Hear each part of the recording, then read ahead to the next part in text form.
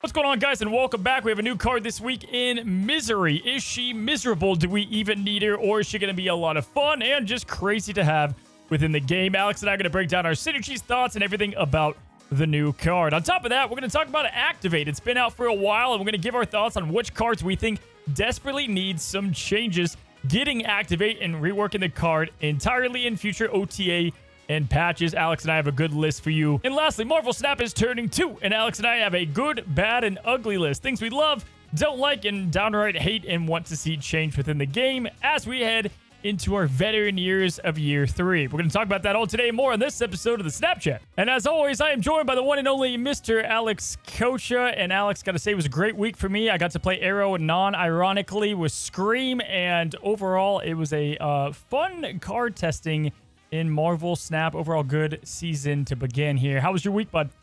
Hey, my week was great. I got to tell you, Cozy, it was one of those weeks where, like, we had Agent Venom, we had Scream, which I think Scream is like a whole new archetype to find in and of its own right. And so, like, I got excited. We had Twitch drops. It was a lot of reasons to play Marvel Snap. So guess what, sir? I played a whole lot of Marvel Snap this week.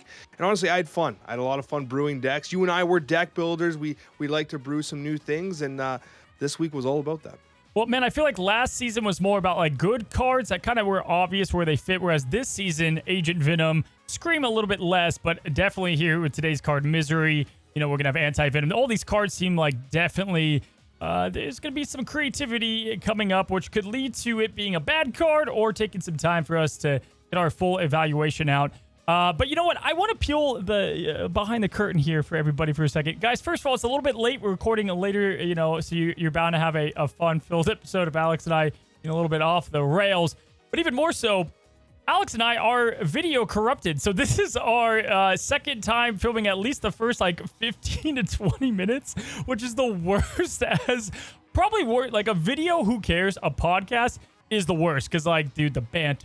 everything, we just one take this, and so it's usually, you know, super, not to say this isn't going to be authentic doing it again, but it sucks a little bit, you know. It sucks, but you know what? I look at the bright side. I get to spend 25 more minutes with my boy Cozy, who's the busiest guy on the planet. And so, you know what? It's not all that bad, man. Yeah, it kind of sucked, to be honest with you, considering how late it is right now. As I look at the time, we still have to edit it all and stuff like that. So you know what, fat. man? I'm not even gonna go to bed tonight. I'm gonna edit this, ship it, drive to work, smile on my face, be like, you know what, man? C'est la vie, as We they can say, right? sleep when we're dead. Yeah, I, you know, the first couple weeks of new cards is super rough too, because I got 2 new cards on the channel, 2 new cards on the lore channel, so it's just like I'm up in arms editing nonstop and putting it together, and it's just crazy. It takes a lot, man. Have you got the chance to check it all out? Oh, buddy, are you kidding me? I've been watching Cozy TV nonstop. Those lore videos are phenomenal. And guys, I'm not just saying this to be nice to Cozy. I'm unbelievably impressed with the quality of the work that you're doing there. And that, I mean, listen, I already know the quality of the work that you can do, but somehow you push it that much further. And I know how hard it is to put together that work. I know how much effort it is to put in the research, put in the time, and of course, put in the skill to edit it the way you do. And man, I just simply don't know how you do it, because you're already doing so much, and somehow now you have this second channel producing incredible content that, by the way, my wife and I have been watching in the evenings because it's just so informative and fun. So yeah, dude, kudos to you. I think you're doing a remarkable job on Cozy TV. Oh, goodness, dude, that was that was you could pay for that kind of compliment, so I appreciate that, man. Yeah, it's fun. It definitely Snap's kind of the same old thing each week, and that's why I try to do like different fun infomercials and stuff. Like, I can't just sit and do the same thing, and so this is like really reinvigorates my passion for putting stuff together. And I know these characters, but in like Agent Venom and his sense, like, there's just so much more about the characters, and like freaking he was with the Guardians of the Galaxy. Like, I didn't know some of these sub stories, so it's really cool to do the full research. Takes a little by, I mean, a lot of time, but ton of fun, man, ton of fun. But Alex, we know what we're talking about over here. It's going to be just crazy with the second anniversary of Marvel Snap, the good, bad, ugly, and then, of course, the cards we want to see activate. Misery. But what are we talking about over on your side? Cozy, on my side of the Snapchat, we're going to be discussing both Scream and Agent Venom, giving our thoughts, our reviews, and our take on the statistics in their first week of release. We'll also be talking about cards that just suck. There are some cards in Marvel Snap that have somehow dodged getting buffed. We're going to talk about them and plead for some love for these beloved cards, and quite frankly, some of these hated cards, because they suck so damn bad. And then finally, of course, our Snapchat mailbag. Well, Alex, let's just dive right into it because it's our second time. But for those that don't know, it's a 4-cost 7-power card, and Misery has an on reveal that shall repeat the on reveal abilities in the lane that you player of your other cards here, and then you will destroy them. And we're going to kind of bring this conversation into armor because that's going to counteract that a little bit. But before that, got to ask Alex here, you know, last week I believe you gave it a 4-star? No, you gave it a 4-star. I give it a 2.5 in that range. And I want to start out with, is it going to hold? Do you think it's going to be a 4-star? Yeah, you know what? I've been really kind of thinking about it, and I still think I'm going to hold at 4 stars. The reason for this, and like, this is not an enthusiastic 4 stars. This is like a hopeful 4 stars. Okay. Like, I don't like saying that the halves, right? Like, Yeah. I could see this being close to a 2.5 or 3 card. But what I'm hopeful for and what I think will ultimately happen is I think that there's going to be a deck or two that really accelerate this card's capabilities in the meta. I can see this card, it doesn't have the wide applicable appeal of like a Hope Summers or some other cards like that, right? What it does is very, very, very niche. However, sometimes it's those very niche cards that excel in Snap. Yeah. Maybe in just one deck, maybe just in a second deck.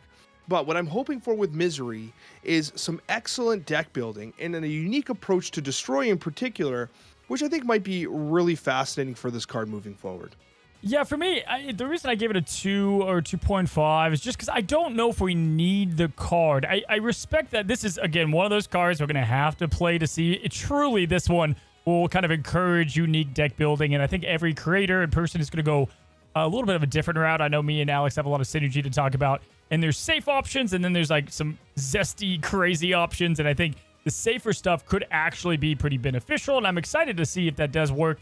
I just don't know, like, if we need that, and or ultimately, like, we don't have her now, and I think the decks that she will go in are already performing at a good level, but we will see. She does create something unique with Destroy, so I think that's, you know, where we should start. But before we dive into Destroy, let's talk about Armor. So this is the first one we got to bring up, the ultimate synergy card per se, because Armor obviously destroys nothing. She causes, Armor causes no cards to be destroyed, and so we do know from what everything reads that then makes Misery kind of a mini Odin.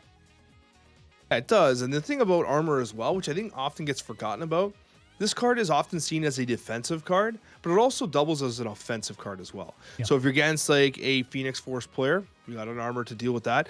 You can counteract the Black Panther Zola shenanigans. Destroy hates it, obviously, right? It also gives a lot of opportunities to reach into locations at the last second. Nothing's better than Death's Domain Armor on turn 6 or whatever, right?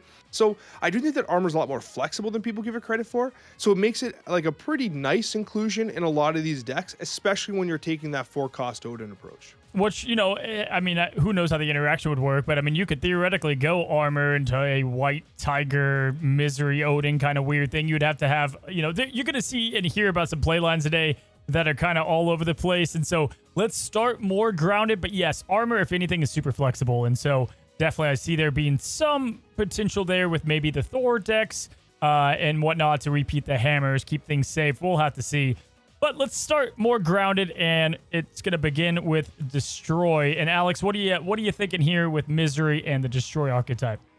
So if I could, I want to focus not only on Destroy, because we're going to be destroying stuff, but I think there's going to be a marriage between Destroy and Mill together, which I think is going to be particularly fascinating. Because if you think about it, Yondu is destroying, but it's milling, right?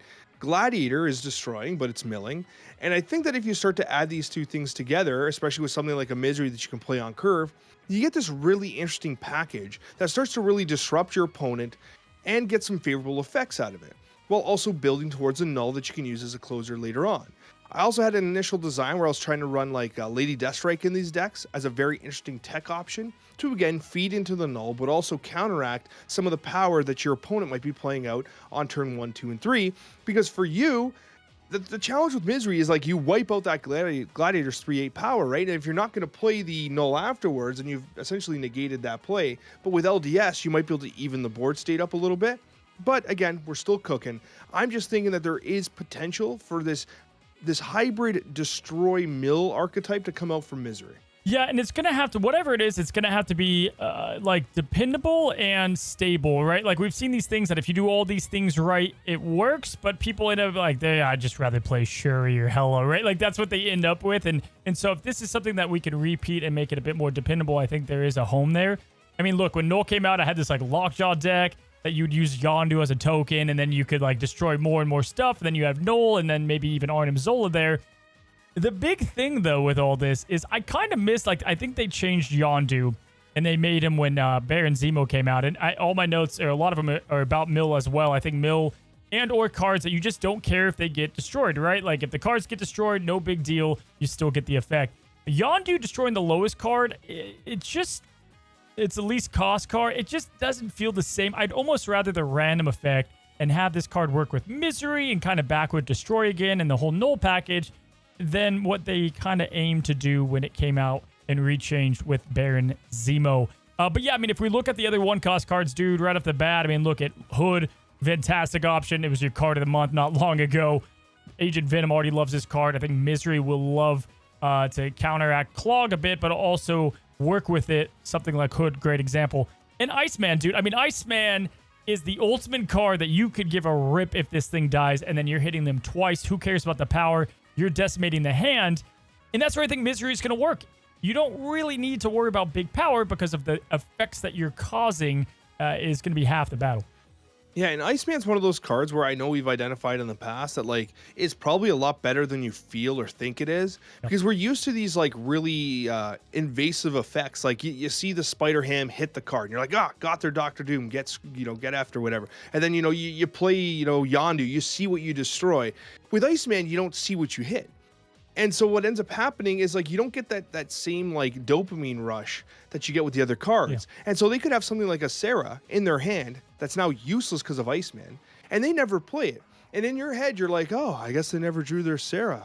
Poor Surfer player. Yeah. Meanwhile, it's sitting in their hand, and they're miserable because of your Iceman, and you just don't realize it. Proc that twice, it's potentially going to do a lot of damage, especially considering how synergistic and tight a lot of the decks have become in Snap. For sure, and if you think about some of these play lines with, let's take Mill for the first example, you've got Iceman into, or even Yondu, one of the two, right? You draw, I would say, let's say Yondu into Cable, into, at that point on 3, I mean, kind of pick your litter. I would say Baron Zemo would be cool. I'm pretty sure the cards are all going to activate before they destroy, so the space is a little wonky. But even if you just play one and then Baron Zemo, theoretically, you're going to be able to do some crazy actions of being able to destroy, get rid of those. Yes, you only have 7 power in the lane, but what you've done at that point is really set up a Black Bolt stature deck or those mill decks that don't need all the power because of what they've done, to the player's hand.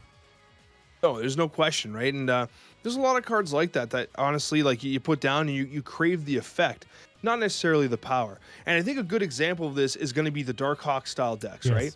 And because, like, when you think about, like, those decks, right? What are your opening lines 1 through 4, right? Korg, White Widow, Rock Slide, or Black Widow, right? That's your 3 play. And then you play Misery on 4. Yes, you're giving up power. You're giving out approximately 7 power, right? Because you're destroying those cards. But Misery is going to be reapplying that 7 power out. So in some ways, you're getting, like, this Grandmaster Odin effect where you're doubling the on reveals of these high impact cards, which then make your Darkhawk larger, your Mystique larger later on, and you essentially replace the power. So it's like a 4-0 Odin, basically. Yeah, and it works. I mean, I think I said, and I'm jumbling up what we said the first time around. We're almost actually where we were at, which is nice. But yeah, like Korg into White Widow into Rock Slide, destroying all those. At that point, who cares if you have 7 power? You would then have 2 Widow Kisses, negative potentially 8, or they have to fill it up early. And by that time, the amount of rocks, I mean, essentially it's the Wong and playing the Korg. It's like if you see Kamar Taj, you're like, oh man, they're ruined, right? And so it's not, the exact same effect you're having to spend energy, but really amp up the Darkhawk into Mystique or just win one of the other lanes and you're looking pretty good. So I think actually this is going to be the route that, I'll go. That's a bit more dependable, that or Mill, places that I kind of played Grandmaster when he came out. My favorite Darkhawk is the Widow Sisters one, and so I love that.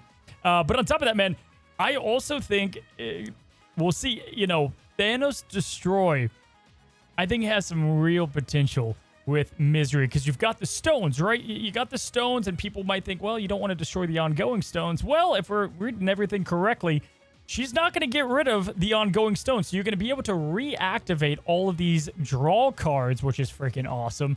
And then this should, in theory, work with all the other destroy stuff going on. And this could be the ultimate kind of null deck that we'd be looking at. Yeah, and the cool thing is like you would be drawing more cards, clearing up space on your board. Some of them are on reveal draw card and have ongoings at the same time. So I think some of them will get killed. I think the one that doesn't is the Power Stone, I think does ultimately survive. Which is the one you want, yeah. Yeah, which is probably the one you want because the other ones just need to be played down, right? So it doesn't matter that they're not on the board necessarily.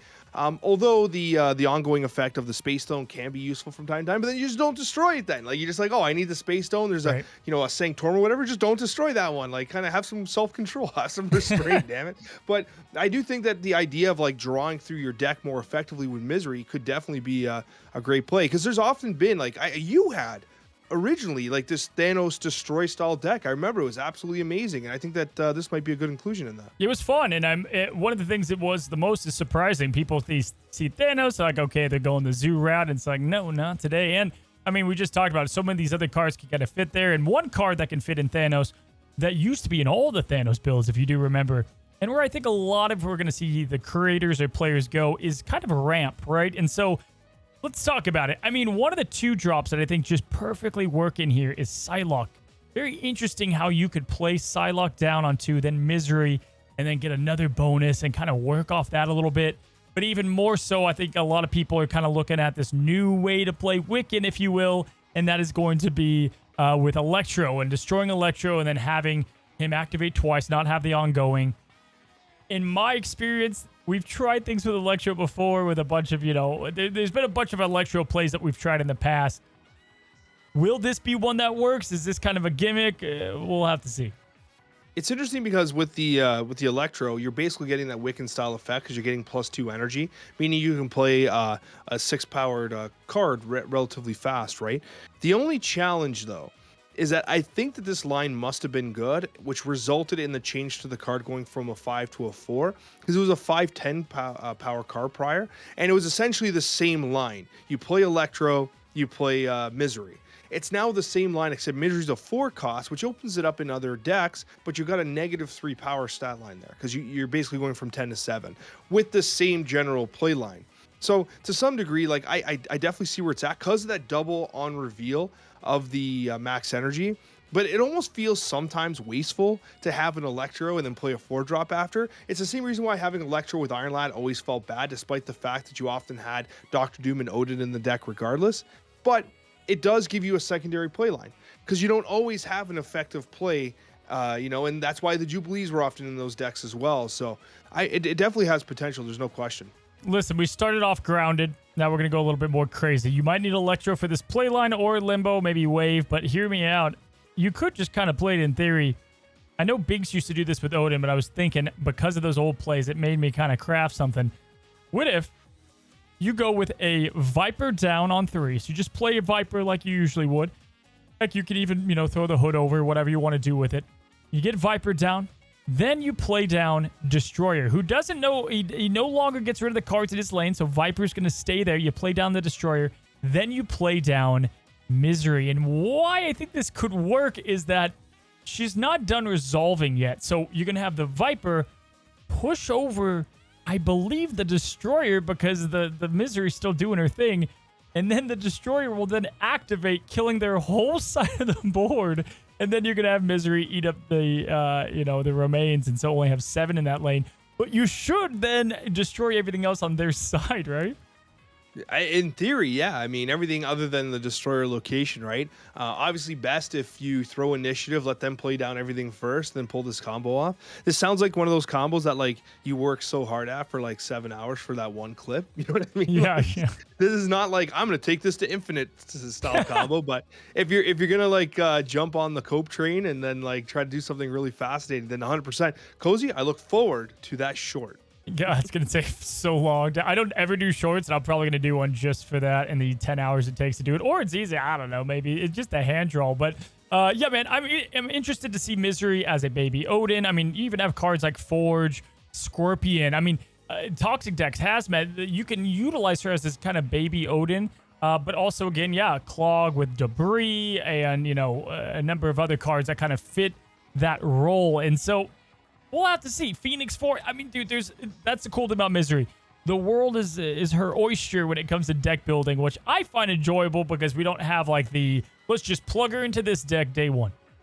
No kidding. And there's a bunch of cards that like might benefit. Like, I don't know, man. I'm reaching a bit, but like you could think that like Ronin, you got Master Molds and stuff. That like you really care that Master Molds on the field to play? No, not really. And you can Master Mold, and then you can do something like a Crystal, and then you play Misery on top, and then the Master Mold will reproc and then fill their hand because now that's 4 Sentinels, likely meaning that the Crystal means nothing to them because they're not able to draw, and you're getting an additional draw through your deck to maybe pull that Ronin, pull that Mystique. So there could be some interesting lines here, and it's going to take a lot of testing. Which deck do you think is going to give it the 4-star status? Like, do you think it's the Mill? Do you think it's Destroy ultimately, or do you just think one of them at some point?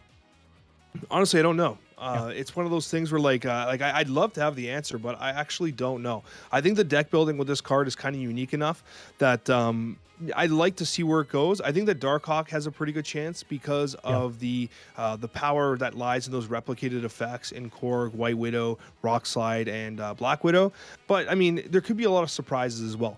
But however, it wouldn't surprise me if some combination of Mill, Destroy, and Null kind of made a big impact here, especially considering that you could do a line where you do some milling and do some disrupting with Yondu and etc. And then you do play the Electro, and then it allows you to play a Null on 5 and a Zola on 6 with that extra energy, right? So there's so many different lines. I wouldn't be surprised if Null would be a core component of the best decks within the first couple weeks. I'm excited if there's truly like this kind of like kill everything, get Null big, but then get another lane, keep it big with Venom, or keep them on their toes with an Arnim Zola. Like if that works, sign me up. Now we got to talk about it. Let's quickly talk about what I'm sure everybody. This is the main deciding factor, I think, for most people in if they should get Misery, especially if you don't have these cards. It's Namora and it's War Machine, the spotlights of the week, buddy. I mean, these are both sensational cards. I think War Machine is virtually, I want to say nerf proof because he just got hit. Still a great card. You can play Infinite on 6. That still takes me by surprise. But also Namora, one of my most played cards over the last couple of months that holds incredible value over time. And again, you're now getting 2 new cards and a new way to play if you get Namora and Misery. No, I agree absolutely. And the thing with Namora is like the meta is kind of really rough for Namora right now. And I kind of would expect Clog to be a target for patches and OTAs moving forward because it's the same reason why they go after Galactus and why they go after cards that are just not fun to play against. Clog is not fun to play against, right? It's the reason why they were very quick to nerf the Annihilus and the Sentry style plays because even that was a lot more, kind of like you were able to figure that play out in advance. Whereas now with like what's going on with Junk, you just die. You're like, oh, look, they debris me. And then, they're going to play Misery on debris. I guess I don't play the game anymore on turn 4. You know what I mean? It's like, damn it. So Namora's coming to a tough spot, but I love the card and its power put's incredible. And I think you need it in your collection. And as you said before, I think it's the correct call to say that War Machine is probably, I wouldn't say immune to getting nerfed again, but I don't think the answer to those Control Machine style decks is, let's take another power off War Machine. Yeah. They're not going to do that. They're going to attack something else. They're going to go after Legion. They're going to go after some other play. Maybe, do they change Storm? Probably not, but it's probably Legion. I know people hate that I'm saying this. I think it's Legion that'll get attacked next if that play line is still too restrictive. However, yeah, I think you want them in your collections for sure. War Machine, that buff it received to move to an ongoing, has truly made it a standout card. So Misery 4-7, we'll have to see. 2-star, 4-star, Alex and I. One of us will be right, one will be wrong, and honestly, it's probably both of us being wrong. It'll probably be middle of the back 3, right? Yeah, I know. But anyway, man, let's go ahead and take that and move into our next subject. And one that I think we have a better grasp to talk about. I think we kind of gave a wish list a while back, but we didn't really know about Activate all that much. And now that we have a good grasp on how it works, listen, I for one, was definitely disappointed with the latest OTA and just kind of like we hit Activate season. We then go into a season with no Activate. And I think Activate, saying that word a lot, but I think it was a very good thing for Marvel Snap. I actually love the mechanic itself. So Alex and I'm going to kind of give you guys a list of cards that we see having strong potential in getting Activate or ones that we want to get the new mechanic. So I'd like to start off with a card that I think would be a really good candidate for Activate and a little interesting as a buff. Is it crazy to think that Baron Zemo could be changed to Activate? And the reason why I say that is because imagine you're against a Hela player, right? And you're going into turn 5 or whatever. You're like, when do I think I can take Hela out of their deck? Or when do you think you could you play the Yondu, you play stuff, whatever, and you're like, can I kind of, wait to do the activate to try to hit a higher value target as opposed to just taking whatever garbage is in their deck on turn 3? Or can I wait a little longer and see if I can get something better? I don't think it makes the card inherently better, but I do think that it gives it a little more pliability. Yeah, and so if you think about it too, like if you ever think about the negative side of activate, it's that you can't play it on the turn. So like, yes, there are games where you play Baron Zemo on turn 6 and people are going to be like, wait, that's what I do, and you're going to take that away. But yeah, that's with my list. I kind of did the same thing. Like looking at it, you'll lose some stuff not being able to activate on the turn, but would you rather hold on to it? And does that give you a better? I kind of love that you started here because for me, I was thinking Master Mold barely. I was like, and think about it. If they didn't play any cards, Master Mold is like the perfect card to play on too because you fill up their hand. But I'm like, but would you rather hold on to this effect and then use it when it's to your most, advantageous position, which could just be turn 3. But this was one of those where I'm like, I like the idea of just like sending everything when you want to, and Baron Zemo, those all kind of work in the same realm. Yeah, I wanted to start with a head scratcher. I got a bunch of other ones too that I think are much more natural ones. But with Baron Zemo, I want to start with that discussion of like, is having some control with the effect more valuable? We saw it with Hellcow. Like Hellcow, having the control was everything, right? So if you're playing a deck where you're milling and you didn't draw Yondu yet, and you play the Zemo, and then turn 4, you're like, oh, I drew into Yondu. I can play my Gladiator Yondu combo, right? And then you basically blow up 2 cards from their deck, and you're like, oh, wait, there must be something good now. There must be something in that deck because you got your deck tracker, you know what's up. And you're like, oh, I might hit their Doomers or something, and then you activate it, right? I just think it'd be interesting. Another card that I think is gonna get 100%. I don't want to say 100% because I'm gonna be wrong. I'm just kind of cursing it now. Cozy, it's coming up in the Spotlight Cache. Super Giant. Yeah, I got that on my list. It has to be one of the ones being considered, right? Yeah, so I feel like I love that you brought up Baron because I have like 10 names on here and I didn't have it. I'm like, yeah, nice. Yeah, Super Giant on the list because I feel like we both feel the same sentiment. I mean, I play this card, and even though I play it, it is the 13th card. The 13th card. It makes it terrible.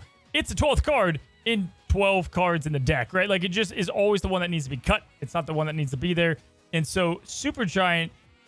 And keep in mind, guys, this is A, what we want to see, but B, the stats we're not adjusting in our head. We'll let Second Dinner adjust that. This is more for the activate ability. Like, it's just a awkward card to have. And I wonder if you give it activate, could you then make it a 3 cost maybe? And allow you to have it down a turn earlier and then give you the agency of when to play it. I think it's pretty cool. And then you would have effectively 2 turns, turn 4, or, you'd have a couple turns to mess with rather than, it being just one time, play it on 4, stop their 5. It's just kind of awkward. It only does one thing, and you have to perfectly draw it, too. Yeah, imagine it was like a 1-2, and your opponent never knows when you're going to activate it. Yep. Could this be like, oh, you're about to play down, something, and you just don't know if they're going to make it so the next turn, my turn 3 is going to be the Super Giant turn, or turn 4 is going to be my Super Giant turn, which could be really cool. Because let's say you're against a Destroy player, a Phoenix Force player, right? And you have your Supergiant down, and it's turn 4. You're like, I'm going to activate Supergiant on turn 3. So if they play a Phoenix Force on 4, it doesn't actually do anything. It doesn't bring their card back, right? That could be particularly interesting. And same discussion goes for Mana, because I have a good list. I'm actually excited. Like, I hope some of these get hit on this list. Same goes for Daredevil. I was thinking about Daredevil, and I'm like, dude, I would love to see where the opponent's like, when can they see the turn that I'm going to play? Is it on turn 6, turn 5, turn 4? Man, I feel like Daredevil, maybe his stat could go down even. Maybe he's just a 2-1, make him even worse in the stat department. And he's all about the ability, strong ability. But man, like, what if I need to see what you're doing on turn 4? Like, I've got the Galactus with my wave, and I need to be able to predict that earlier.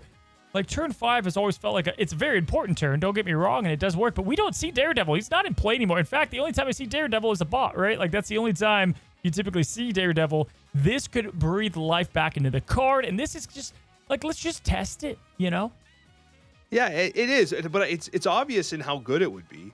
But what might obvious be too is like you might actually hate it because you're like, bro, Like this activate is ridiculous. Like it's one of those things where like you think about how much you'd want to play a card like this, and then when it gets played against you, you're like, who tested this? Who let this through? You know what I mean? Agreed, especially on like turn 6. I feel like though, like with like Howard the Duck, right? It's like, yeah, we've seen these like gadget cards and like they can give you aid, but you typically don't replace a card in your deck because that's just valuable space, right? And so like, would it end up, you know, getting that spot? Probably. It's pretty good. And again, we're not going to be, you know, balancing here. These are just cards that don't get love, need to be played more. So I had Daredevil on the list. Some interesting, a couple others just to throw your way. I thought this one was kind of interesting. Is we saw this with Hellcow. I think Gambit is almost just a no-brainer. Make his stats worse, sure, but I think this is the ultimate why not. I can see that definitely being a good call. Because the thing about Gambit is that like there's two ways you can approach like what Gambit does. One is you play him early, you have a better shot of hitting what you think you want to hit, right? Oh, they played Patriot. They only have another card down. Maybe I 50-50 this Patriot. I think that ends the game, right? Or you think to yourself, oh, they got that Red Hulk. If I play Gambit on turn 6, I throw initiative, maybe I'll hit that Red Hulk and negate that turn 6 play. Later turn, bigger bodies, right? So I do like this call on Activate here because Gambit's a little weird. He's a little tricky to play. He's still a random discard effect, right? He's not like, you know, everyone else is getting these targeted. Even Swordmaster with Scorn coming out has a effect that's targeted. Gambit is still rando as it comes. Yeah, man. So I think this is definitely like, I think most discard cards are options that we would be fine with Activate. But yeah, Gambit towards the top of my list. What else you got for me? You know what? I have a really interesting one. I would like to talk about Spider-Woman. I do think that like on turn 5, she can have a definite impact, especially in the meta right now. I just feel like she's being outclassed. And that with Activate, you could set her up and then junk more or do something else, and then suddenly take advantage of that Activate on turn 6, right? Delaying 100%. it that extra turn could potentially make her effect all that much more powerful. I was thinking too, she's a 5/8. I was like, man, make her a 4 cost almost. Like I'm trying to think of like where to put her because I would love a couple turns of like when to decide to use that effect. But I agree, man. Like this is what I'm talking about with these on reveals that they don't need to be on reveal, and it would almost be better to have the agency. Not sure if the cost needs a change on her because she's just not played, man. She's played very rarely. We're in like the best meta that could ever be for her, and you just don't see her. And this is a great card to give to newer players with Activate to get them accustomed to how to play it. I think you get this like amongst some of the first cards in the game. So, dude, I had that as, man, I thought that was like my sleeper pick that no one would think about. So I'm glad that you thought this one, man. That definitely a good choice. Did you think about Rescue? I was thinking about Rescue too, another card nobody plays. And it's like if you play a card at this location next turn plus 5 power, horrible because your opponent knows exactly when. But I'm like, and they still would. But if you activate, you just have more agency behind it. So again, these could need cost change, power change. But again, no one plays her. This could definitely boost her. Yeah, the thing about Activate is that like it almost becomes a nerf if the card's a 5 cost or something like that. So even with the Spider-Woman, I'm glad you identified. You're like, hey, if this is a 5 cost to activate, that still might actually be bad. Like you probably have to make some sort of adjustment to the effect or the cost to give you more agency as to when through the game that you actually play it. So I think that Activate disproportionately does benefit the more inexpensive cards. With Rescue was not on my list. I kind of forgot this card existed. Right. So thank you for reminding me that Rescue's in the game. I have some other low costs on here. You got one you want to bring up? Yeah, I got 2 more that I really want to talk about, but in particular with the low cost, I think that Zero is a great one for Activate. Because if you think about it, there's going to be often times where you play Zero and you're like, oh, I don't want to get rid of my White Widow. My Zero was for my Lizard, or my Zero was for, Typhoid Mary or Red Skull or whatever, right? I think that changing this to an Activate doesn't necessarily break the meta, especially since the Red Skull Shuri style decks basically got killed, especially when you consider that Taskmaster was moved to a 6 cost, which really negated that turn 6 play where you play, Shuri Red Skull into a Taskmaster and Ebony Maw because you've played the Sauron, right? So I do think that there's some room to play with Zero because I think that much like our more aforementioned card Rescue that I forgot existed, there might be some people that forgot Zero existed as well. Yeah, and I kind of missed that from the early year of Snap, like, the Zero nuke deck, and that would definitely give the card a lot more. And again, the lower cost there, the better it would be as an activated card, because the more turn that you have to kind of hang on to it, Yeah, it would get rid of your turn 6, 0 in a Red Skull play, as would a lot of these turn 6 plays, but I think ultimately it would be a better card on a net gain. And that's where I want to look at some of these other ones. And we're going to stick with one cost. First of all, this one's a no-brainer. Like, this one's like, how did this not get rolled out right away? Bro, I think Celine, where the hell is this card that I never play? I feel like Celine is just an obvious... I can't even find it. Where's this card? Do you see it? There it is. I don't see it either. I can't remember its stat line. It's a 1-2. 1-2. Celine, to me, is the most obvious card for activate, because who won... Like, you'd never playing this on turn 6 anyway. Like, this is one of the most obvious. Wait till you get a Goblin in hand. Then you activate it. And then, like, all of a sudden, you have this card that works with the kind of War Goblins deck that we've seen. Like, I would love Celine to be on the top of the list card I'd ever play as well. Yeah, absolutely. I mean, Celine has been, I think, a disappointing card. This was a card that I actually played unironically quite a bit, but you had to go all in on the Goblins. Like, you couldn't just play Green Goblin. You had to play both. You had to have the Hood. You had to be committed to Annihilus. If you wanted to play Celine as a 1-drop, you had to commit across the board to, like, trying to make Celine work. You had to have you didn't have to, but you could even do the Electro kickover thing, right? There was so many plays, but Celine was just so awkward in and of itself, because you're like, oh, look, Celine hit whatever it hit on their side, but also just messed up my play. Because for some reason, I didn't draw anything I want to get hit, right? And I think that as a 1 cost, having Celine as an activate would be an absolute win for a card that honestly sees literally 0 play. So, same vein, same exact kind of thing. 1 cost, no play. Turn 6, you're not going to play her. America Chavez? I don't know. I don't know how big of a gain this would end up being for the card, but if you think about it, it's like, it'll give you more time to draw into your deck and see what's left. You're not going to play this on 6. Let's face it, unless you're like in the all-in boosting deck, you're not playing her either. This could be another one. So what you really want is a Howard the Duck buff. So you play Howard the Duck. How'd you know? You play Chavez. Busted. Right? You know what's going to get hit, and then you time it up. Or, oh, what about this? Activate America Chavez, but you activate it in your collection. You activate her in your collection. She becomes a 6/9 that doesn't get drawn until turn 6. Oh. How'd you come up with this? I'm just a genius, bud. But again, like, all these 1-cost cards, like, could actually, in theory, get it. Why not? This is what I want to see with the OTA. This is what I want to see them try out and test. I've got like 2 more, man. You got anything else to wrap it up? Yeah, I got one more that I really want to talk about. Okay, so I hope Second Dinner's listening, because this one is, when I talk about a spicy meatball, this one is as spicy as it gets. This is a meatball that's been dipped in sriracha sauce. That is so spicy. I'm hungry now. Hear me out, okay? This is going to sound crazy, but hear me out. Havoc. Except every time you activate him, he gains 4 power and takes 1 energy off. So you can control it. You can say activate, and then he goes up by 4, takes an energy off. Then you skip a turn. You get your energy. And then the next turn, you activate and drop an energy again. You could keep activating him, and he'll keep gaining power and keep siphoning energy. Boom! A man's cooking. A man is cooking. I like that, actually. That's like, but again, it's like bringing use to a card that's so limited play. I like it, dude. Hey, Glenn, we know you're listening. Make it happen. That and the Scarlet Witch one that we talked about not long ago. I'll end with a couple on reveals that I don't know if they needed. I just wanted to kind of stir up the discussion. Played this card more than I have in the last few months this week. I thought Spider-Man's kind of fun, because if you think about it, you have Spider-Man down, and it's like your opponent has to think, like, are they going to do it? Are they not? This, you can wait for that to benefit. How many times do you, like, not get Kraven or Kingpin or whatever on your curve or Scream?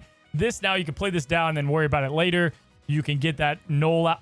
This, to me, would bring Spider-Man back in a unique way.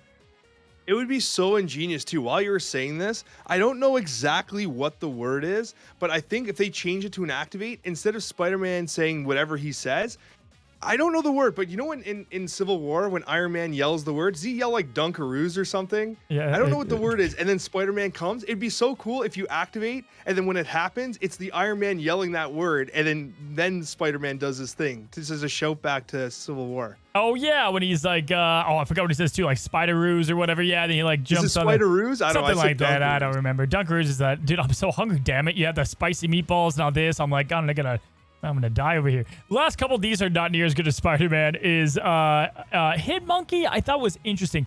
I feel like Hitmonkey has always been in this weird kind of like, is he gonna work in these decks place? This to me, it's like kind of like Black Swan, where you could just play them down on 3, not worry about it, and then, you know, get something going later. Probably would break them. I just think it's an interesting change. And then lastly, Alex, Ironheart. Now, they even brought this up in the blog post. They're like, for example, this is how Ironheart would work if she had Activate. We don't plan on giving it to her. You would get rid... I get it. I get what you would get rid of. Okay, all the fun. But ultimately, would probably just be better for the card, I think. But also not even that good. I don't know. Yeah, you play because you can play it on curve, right? There are times I have nothing else to do, so I'll play Ironheart on turn 3 with the hope of like, oh, I play Wong on top and then I White Tiger Odin or something like that, right? You're still a play there. But yeah, Ironheart could definitely be a nice addition to that because you can set up your board nicely, activate it, get the buffs out. I agree. And guys, for everyone that wanted us to say Zabu, yes, we've talked about Zabu before. We kind of skipped over him this time. This is the clear cut. I think they said they're not going to do it. It's too good. 4 cost took a hit across the board ever since Zabu went down, and they need to do something because this is not cutting it outside of a couple of niche decks. But that was fun, man. There was a lot more, that we could talk about, a lot more than I thought we would have talked about. So I'm glad that we brought that up. Second dinner, make it happen. Let's go ahead and talk about Marvel Snap's second anniversary. It's been 2 years since the launch of the game. The good, the bad, the ugly. Alex and I are going to kind of point out what we like right now, what we don't like, what we hate. So, Alex, let me know, man. Let's start, as always, with the good, and then we'll talk about bad, ugly. Let's start with the good. This is where we're going to get our praises out for the game. What did we like over the course of the 2 years, or over year 2, if you will, in Marvel Snap? And I'll go ahead and hand it to you first. Yeah, I gotta tell you, one of the things I've liked the most, and this is like kind of, it's a really good thing. I'm glad they're doing this. Monthly music and loading screens. It is such a nice small touch that I think adds a lot to the flavor of the game. And it actually makes me wonder about what else they could be doing, which takes me a little bit to our ugly side. Will be a callback for later. But the good, honestly, is that, like, I love that stuff. We should be doing more of that stuff. More monthly type of kind of things with the music and the loading screens and the themes. I love that. I'm glad they're at least experimenting with that. I like it. I like the little things for sure. And as far as a big thing, and I think this is probably the biggest thing that I can point out that Marvel Snap does well, it doesn't feel like maybe right this second for some people, but overall, meta balance and card balance, I think, is one of the best in the business. I think they do a very good job making so many things competitive, making a lot of decks playable, both, new cards, but also old existing decks. When new cards come out and adjusting those the right way. Listen, you might have we're going to have plenty of bad and ugly, but I think this is a good. I think that Glenn and his team, they do a good job. And I think that the balancing and the card design, 2 separate subjects completely, so we can kind of break them up. But I think both of those are home runs when it comes to Snap in general as a card game. There's no question. I mean, that's on my list as well, that the balance has been very strong in the sense that, like, the new cards, especially over the last little while, right? Like, if you forget about, like, the Loki season, I think they put some new policies in place, new procedures in place to try to not replicate what Loki did to the meta, right? And then what you got is new cards that often feel very impactful, but not necessarily overbearing, right? Even with something like a Madam Web. Madam Web could have been geared so completely out of control, but they were really obviously diligent in their testing because Madam Web didn't completely destroy the meta. It did lift move, and it could have been the card that if I was designing, like, hey, make this a 2/4 and make it just throw it. And the next thing you know it's completely dominating, right? And I do think that the cards have been releasing impactful, but not overbearing. And that's a massive change over what the past was.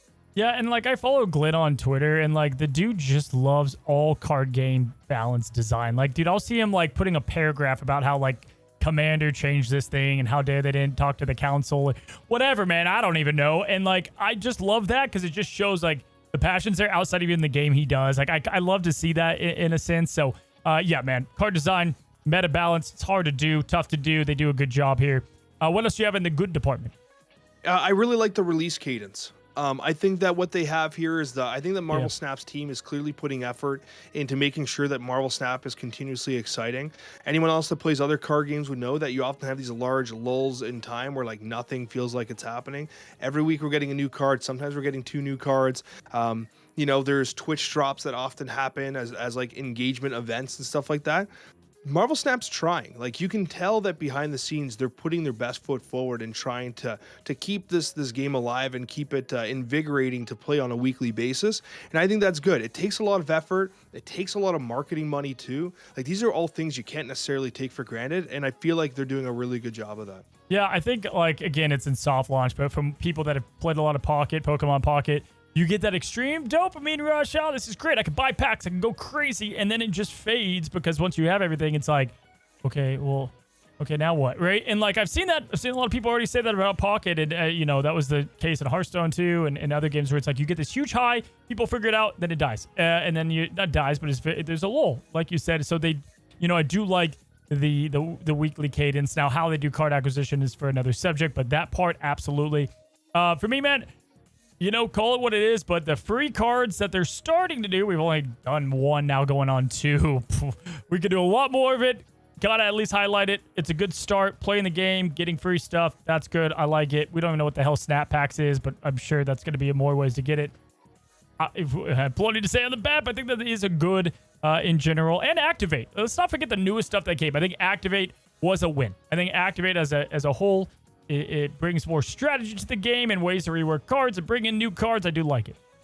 No, of course. And I'm glad that they took a chance with Activate, not just kind of like, oh, sitting on their laurels and just releasing on reveal cards, this and that. And it kind of makes me excited to see what else they can do, especially with Activate, how it can kind of go back through the catalog, like we just talked about, right? There are cards that we can go back through the catalog and improve it as well. And so, again, say what you want about Marvel Snap, and we're going to when we talk about the bad and the ugly. But this is a talented team. And when it comes right down to it, playing this game is fun. Yeah. And it does things that other games just can't replicate. And so I'm glad that they're taking chances with things like Activate, because for me it's reinvigorating to play something that feels fresh again. And speaking of fresh, I think the overall art design, polish, UI is pretty good. Like the voice, the VFX, like again, not to bring up Pocket, it's easiest game to compare to because it's the Snap killer. It's like, man, you don't know what you have till you play something else. And you're like, wow, like animations are cool, but they're not exactly what we've gotten put into it. You know, so I do want to give kudos there and just like the obviously the variants, all that. They've kept up a good job with that and how the game feels, right?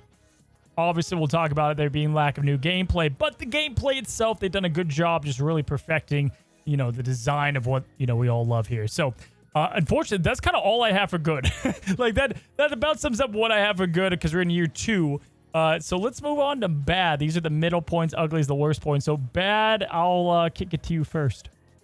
All right. For bad, I'm going to say that the intro to Deadpool's Diner. I think the reception of Deadpool's Diner, the way that they approached that whole thing was bad.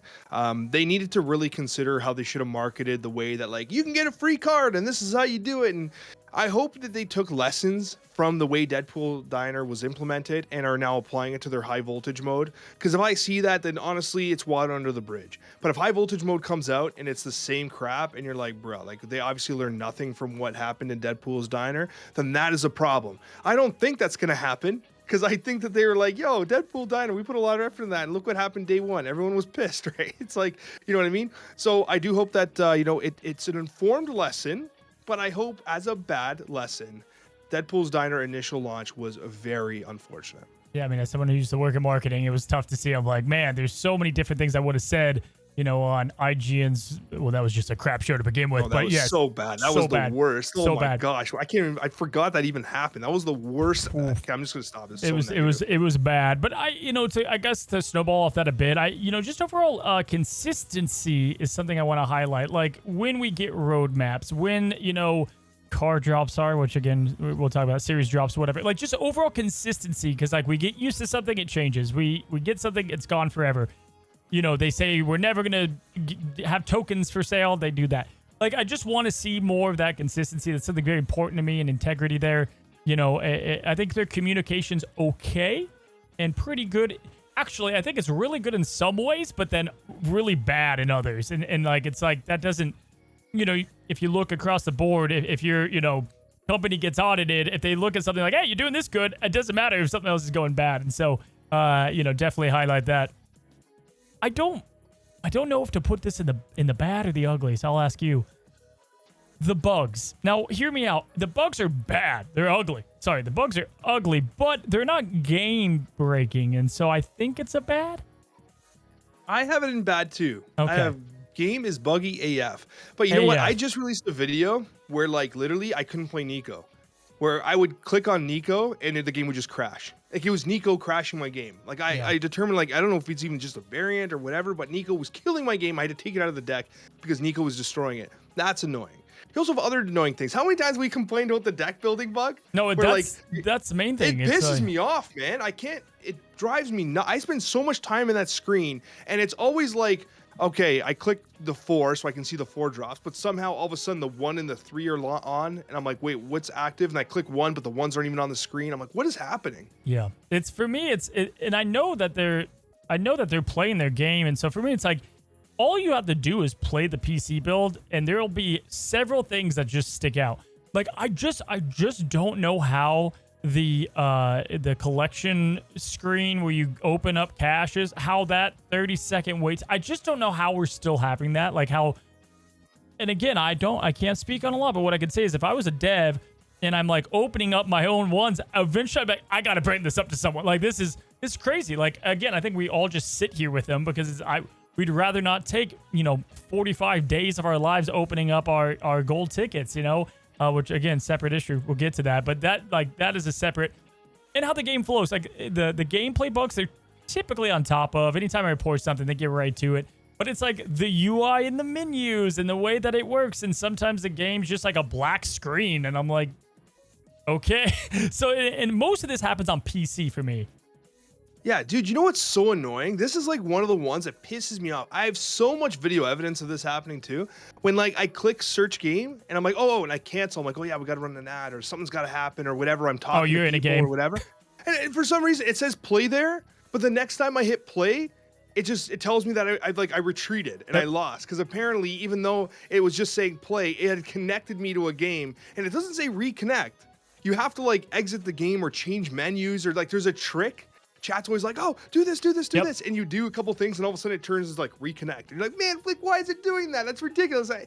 I don't know, man. That's been so annoying for me. Anytime it's like you go to grandpa's house, he's got the TV with the static. He's like, nope, just hold on, hit it twice on the top, twice on there we go. It's working. It's like anytime you feel like you have to do that. Yeah, for me, that was if I deleted a deck, what I'll do typically is like I'll copy a deck, delete it, go to the top, repaste it, and then I'll fix some stuff if I'm doing like a new balance build, whatever. There are times if I do that and I queue into a game, it's like deck invalid, doesn't exist. I go back, there's only like 4 of the cards in the deck that I put, and then it just crashes my game. So it's stuff like that. We don't have to go through all the bugs, but just like at this point, there are some that have stuck around enough. We get these huge bug lists. I'm like, yeah, didn't know about any of those, and then they don't fix the ones that are obvious. The pink card backs? Do you ever get the pink card backs in your collection? Yeah. Or the one that like you can't even get, like it does like the, infinity, and then there's like no way to click through. So you have to like click the background. Yes, and then you have to like click you're gonna buy boosters to exit out to exit the game. Bad. It's so bad. How do we do it, man? And then oh my gosh, I could keep going. It's great. It's so bad. Like none of them are game breaking, but like it's just just bad. It's like they're what bad. Are we doing, man? There's and good, they've been bad. like this for like 9 months. I know.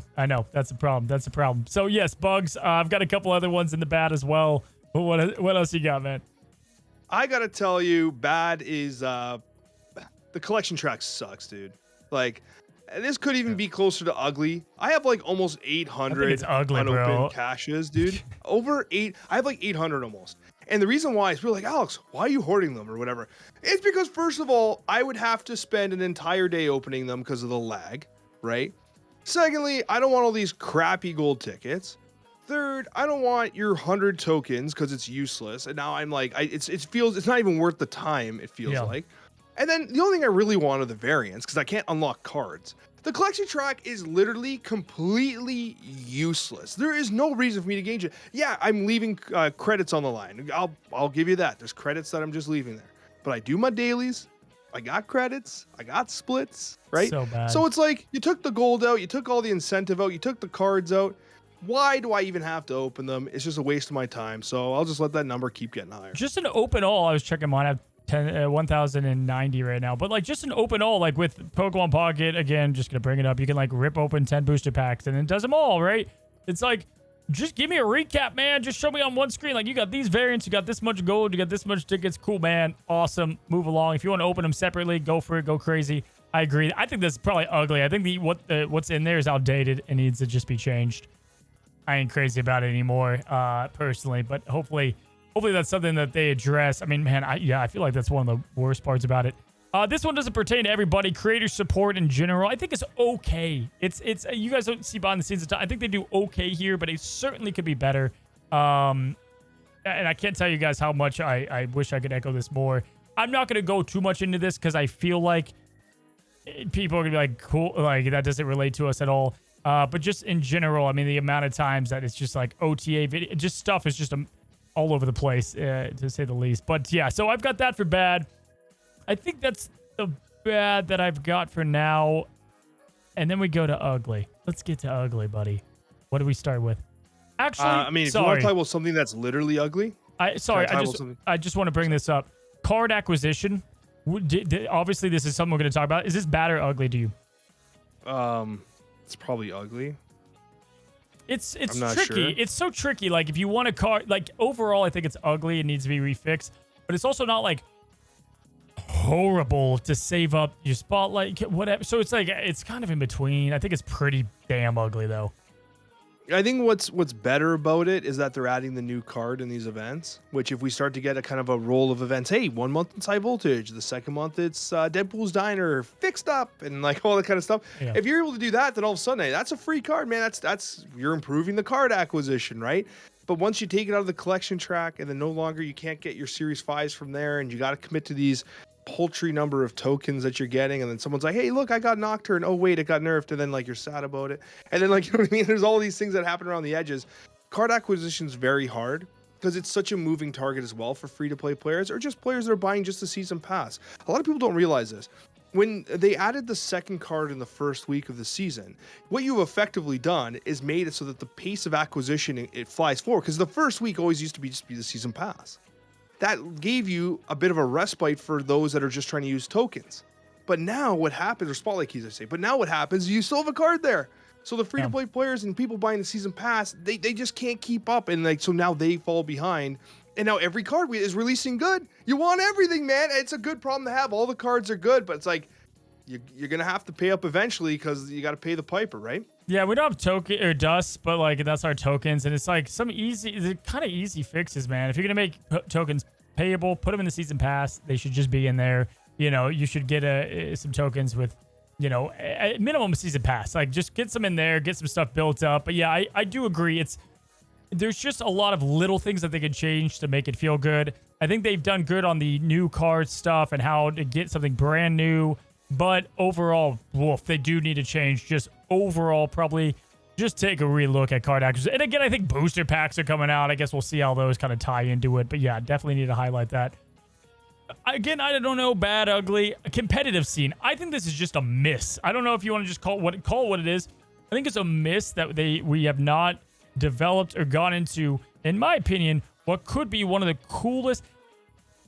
Weird world change, like they do little things to kind of encourage not randomness controlling the game, but like you have a game where like me and you could be going up against each other and I'm trying to see if you have a poker face when you snap, and it's the grand finals. We have big casters, big event, Pokemon Worlds. They do with it. You have every single game does competitive except for Snap, and it's because of clear cut and obvious second dinner does not want to be involved, and it's just puzzling to me when you have or had probably you know, this big player base around it.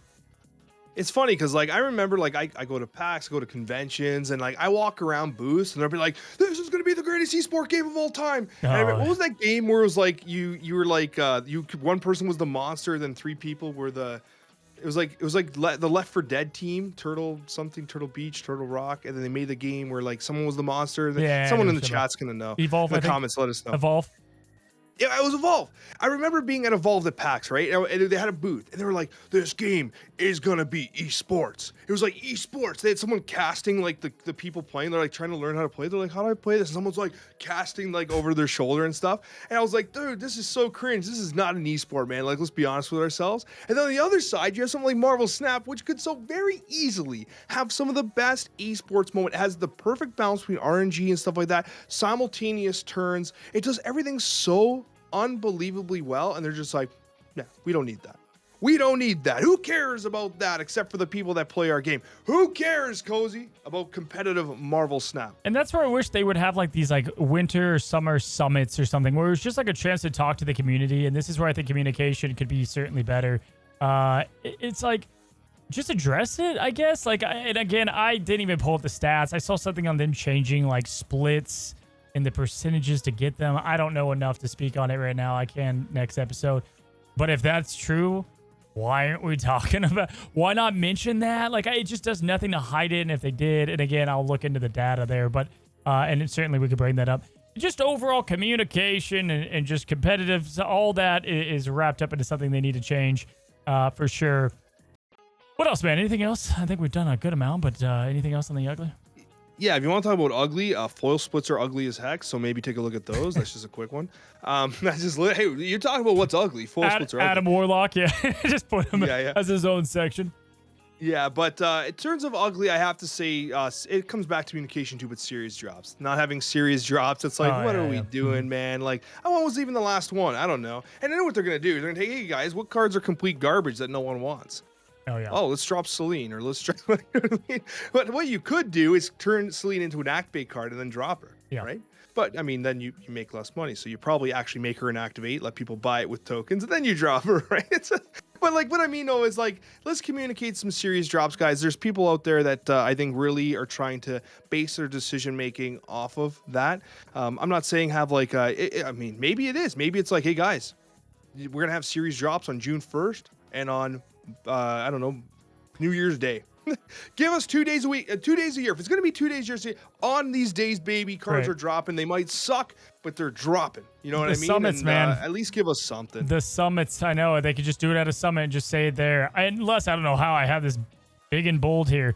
Biggest ugly, no new game modes. I mean, the fact that we are more than a year out, and we talked about this last time, so we don't want to dive into too much, but like Deadpool Diner, the Voltage, just like these temporary things that we hope the intern's working on because we don't, like, they're not staying.